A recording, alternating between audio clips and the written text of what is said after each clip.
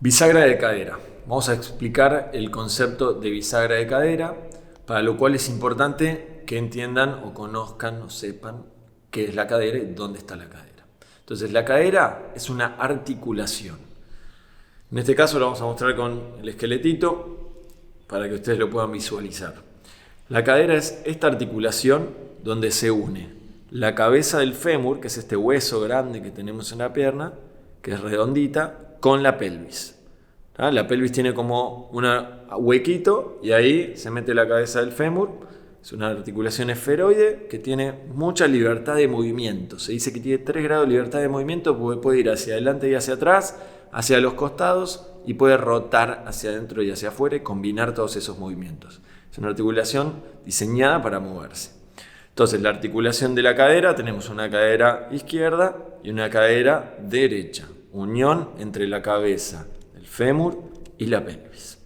Imaginemos una bisagra de una puerta. Tiene un lado, tiene otro lado y tiene un eje de rotación en el medio donde se unen los dos lados para poder moverse. Y está diseñada la bisagra para moverse y para generar movimiento. Si nosotros tenemos una bisagra y la dejamos abandonada y no la movemos nunca, se va a ir oxidando, se va a ir limitando el movimiento y no va a cumplir su función. En este caso, el eje de movimiento va a ser la cadera. Acá va a estar el eje de rotación. Y a partir de ese eje es que nosotros vamos a crear el movimiento. Entonces, si ustedes se fijan, yo voy a generar una bisagra de cadera, empiezo a flexionar la cadera, bajo, flexiono cadera y vuelvo a subir. Cuando yo flexiono la cadera, fíjense que me permite bajar como si quisiera agacharme, agarrar algo con las manos, y la columna lumbar, si ustedes la observan, siempre está en la misma posición neutral. O sea, se desplaza en el espacio, pero si observan esta parte de la columna, nunca se mueve, no se flexiona, no se extiende, no tiene movimiento intrínseco. Todo el movimiento se produce en este eje de rotación que son las caderas. Ahora, tenemos acá los principales extensores de la cadera. Una vez que yo flexioné la cadera, quiero agarrar una carga y quiero volver a extender la cadera. Principales extensores de la cadera van a ser los glúteos. Y los sinergistas más importantes van a ser los isquiotibiales. Los isquiotibiales van de este hueso que se llama el isquión a la tibia y al peroné en realidad, o isquiosurales. Pero bueno, van de acá a acá. Entonces también traccionan junto con los glúteos y permiten volver a extender la cadera. Entonces, si yo hago una bisagra de cadera con las rodillas extendidas, estos músculos isquiotibiales o isquiosurales van a agarrar mucha tensión y no van a permitir bajar tanto. Llegar a un punto que esta tensión nos va a frenar desde el isquión y no vamos a poder bajar más. Y si queremos seguir bajando, vamos a tender a flexionar la columna, porque la cadera ya no se mueve más. Entonces, podemos acompañar el movimiento de bisagra de cadera con una pequeña flexión de rodillas para liberar tensión en los isquiotibiales. Y a partir de ahí van a salir ejercicios con distintas variables, las que podemos flexionar más las rodillas, menos las rodillas, llevarlas más hacia afuera, menos.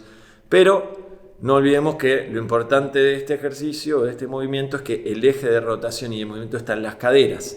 Cuando las caderas no se mueven, articulaciones diseñadas para el movimiento, entonces empezamos a compensar esa falta de movimiento en las caderas flexionando la columna. Y ahí queremos flexionar la columna para bajar, para agarrar algo, para levantar a nuestro hijo, para agarrar un juguete, para lavarnos la cara. Y ahí es donde empezamos a flexionar la columna, que no está diseñada para moverse tanto, y la empezamos a lastimar, como la teoría del alambre. Si yo agarro un alambre y lo empiezo a doblar, y a doblar y a doblar, en algún momento el alambre se va a romper.